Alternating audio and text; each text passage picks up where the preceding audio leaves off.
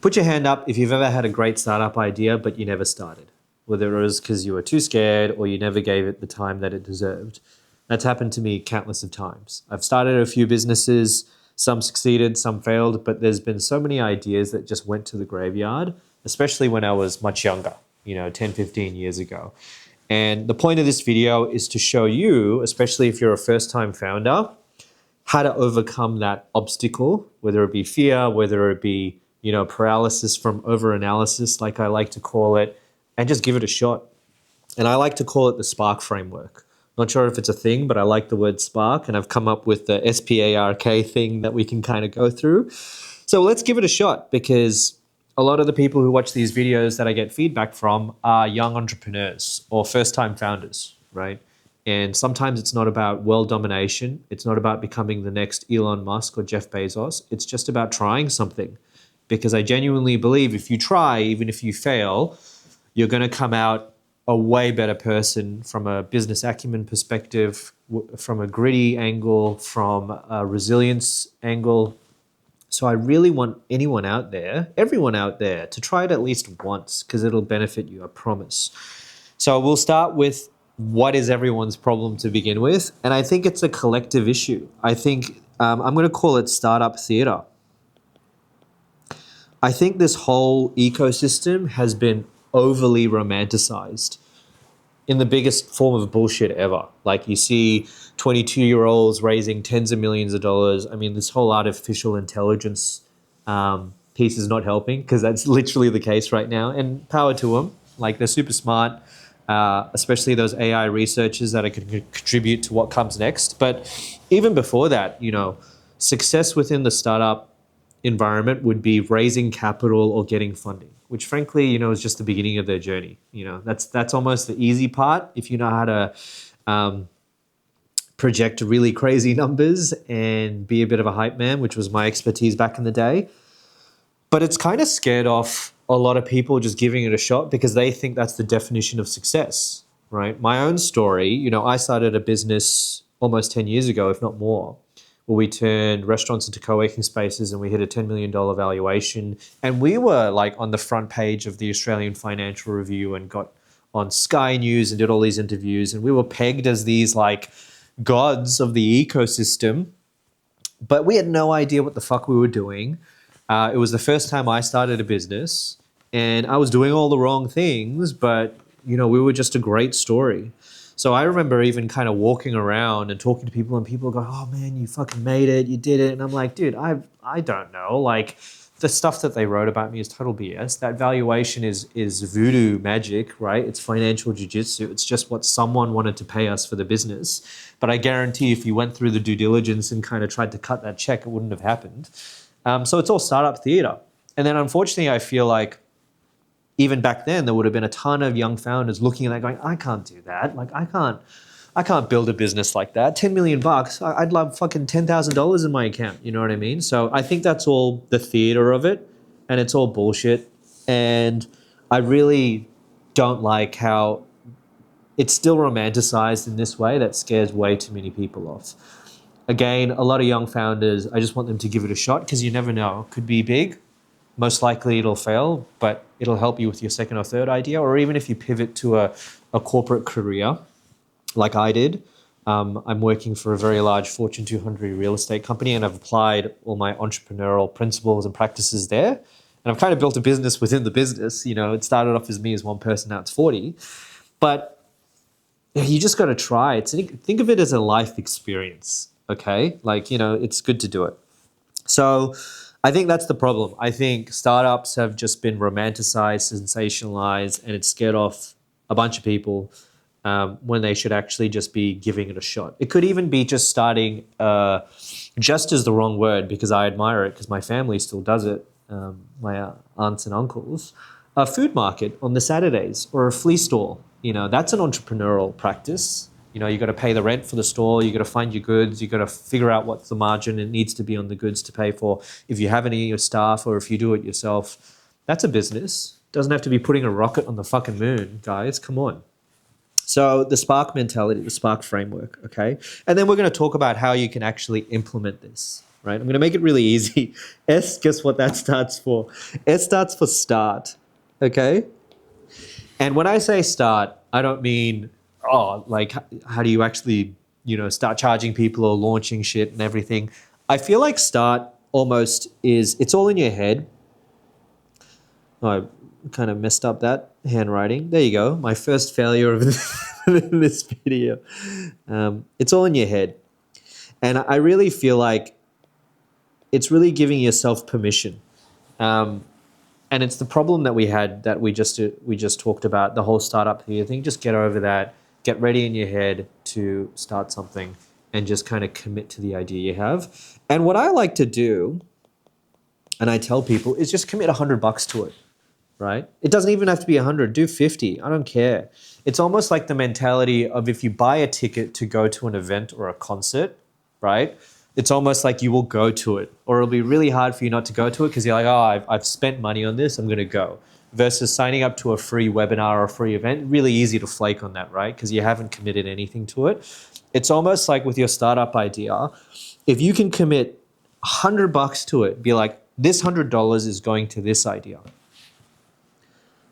It's going to be a bit of fun to spend that money too, right? And it could be a landing page. It could be, frankly, it could be a subscription to some of these really great AI app building platforms like Lovable or Riplet.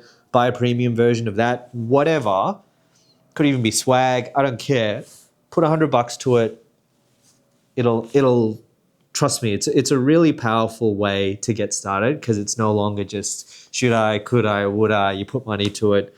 It's a good start.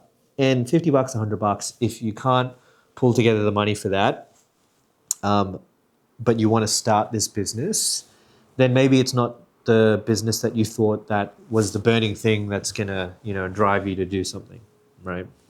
The second one is prototype. Went to the rubber by accident. Still getting used to this iPad, even though I've done a few videos with it. I think the prototype, you've probably heard the term MVP a bajillion times if you've been thinking about starting a business, is the next step. What's the prototype? If it's an idea that's a service, how can you build a really simple landing page or website to facilitate those services? It could even be if it's consulting, if it's a personal services orientated startup, how can you kind of build your profile on LinkedIn to facilitate that? There's all these platforms, even Canva, that actually help you create these landing pages that can feed into, Typeform or everything else that you can actually facilitate questionnaires, even payment platforms, all that kind of stuff. What's your prototype? If it's a physical product offering, how do you get to that prototype? It doesn't have to be go and build something. It could even be build like a pack, a deck. It's all about how do you get someone to feel what you're trying to do, right? I was speaking to a good friend who wants to launch a fragrances business, but do it in a way where it's not using chemicals and all that kind of stuff, which I think is a great idea, right? Because my wife and I were just blessed with our son, but she didn't want to use perfumes or fragrances in the interest of not having chemicals around our, newborn, or not even newborn, while she was pregnant. So it's kind of like tapping into that market. And that's an example of you needing literally hundreds of thousands of dollars to get a scent prototype, right? So let's forget about figuring out who's got those connections and supply chains to kind of get a prototype. What could you do for the prototype? Well, what does it look and feel like? What does the brand look and feel like? How can you pull together, not necessarily a name, but a couple of, how do you tell a story, I guess is what I'm trying to do. That could be a prototype for a product offering like that, right? So it doesn't just have to be services orientated stuff or tech stuff. How do you make someone feel something about the problem that you're trying to solve? Okay. The next one is ask, right? It's almost like, how do you ask, I'll give you a number, 10 people. 10 people are customers, potential customers. This could be friends, family. It could be people on the street. Ask them if they'd use it. Ask them if they'd like it. Ask them if it's a problem that they currently have, and see what kind of feedback you get, right? And because this is so early, let's pretend that you really are a first-time founder watching this. You want to get to the ask part of Spark without having to pull together an actual product just yet. once you have that, even if we call it pack so that you can tell your story, find 10 people that you think would purchase that product offering or service, and then just ask them questions. I think that's almost a lost art right now. There's way too many shortcuts because of technology and AI that you can kind of fast track to almost MVP and iteration without actually even speaking to anyone. That people forget the lost art of just having a good old conversation. I mean, that $100 could even be like buy. It's crazy, right? I was going to say buy 10 coffees. I mean, coffees aren't that expensive, but it's getting there. But that $100 could be, I'm going to buy 10 coffees for 10 people that I want to speak to, potential customers, to pick their brain. So coming back to the start thing, we're giving you permission. That's how you could allocate that money, right? So there's no excuses to, I don't know no paralysis on, I don't know where to spend that money. Chuck it into coffees. Chuck it into buying people's time to have that conversation. R is refine. And the Spark framework I like, everyone, because you can apply it even when you get further along in your journey, right? Let's say you get some revenue, you actually have a prototype that you're selling, or you may look for some seed capital, or you may want to seed strap your business, which I like to call, because that capital isn't looking for like another round of funding. It's to strive for profitability, which I think is super important as a first-time founder, right? Let's not go for these crazy valuations and crazy funding rounds. First timers, whatever you build it like a commercial model so that you're striving for profitability so you can grow at your own rate and you're not asking for other people's money, okay, for your first time. Refine, based off the feedback that you get from all the 10 people that you talk to, how can you refine your product offering, right?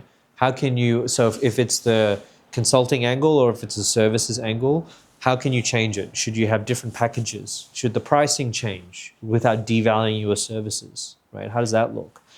If it's a product offering like the Scent example that I was giving earlier, what does that look like, right? From a packaging perspective, from a scent perspective, from at what point in a journey, if your target market would be new mums having babies and stuff like that, would they want scents and what kind of scents would they be? Or, I don't know, I'm not that target market, but you kind of get the picture, right? What kind of questions are you asking? And then how do you refine your product offering based off that? So I think that's really important.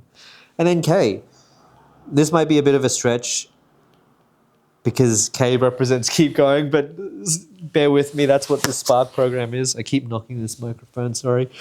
But keep going. Once you refine it, what comes next? Don't overcomplicate it. Like, don't go, oh, now I'm hitting this wall of it's getting too real now. I need to have my next 10-step plans. No, one step at a time. Keep it really simple. KISS.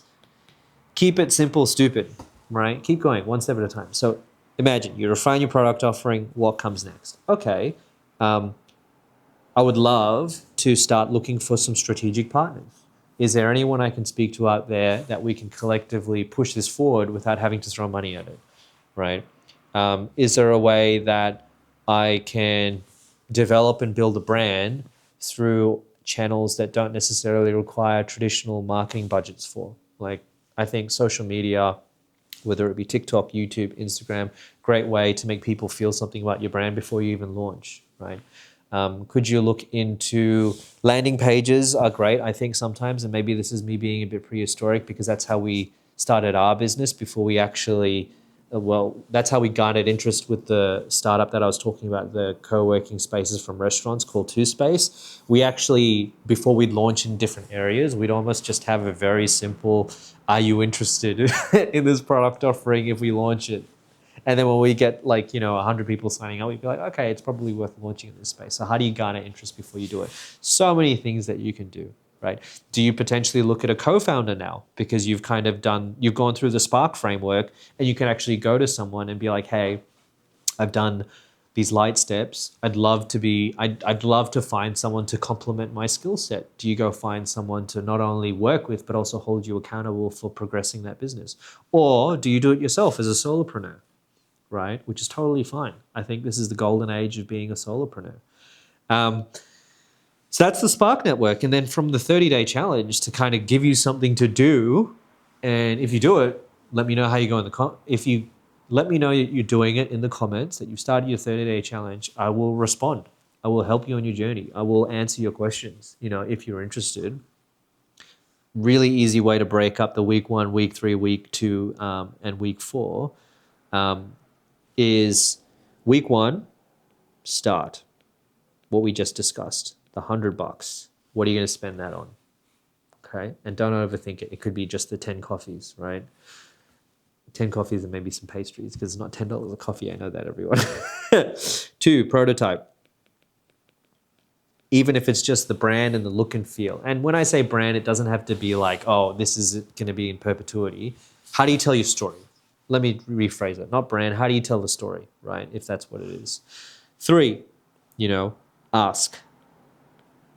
I'm going to say ask and refine. Actually, no. Just keep it to ask. Let's not rush that.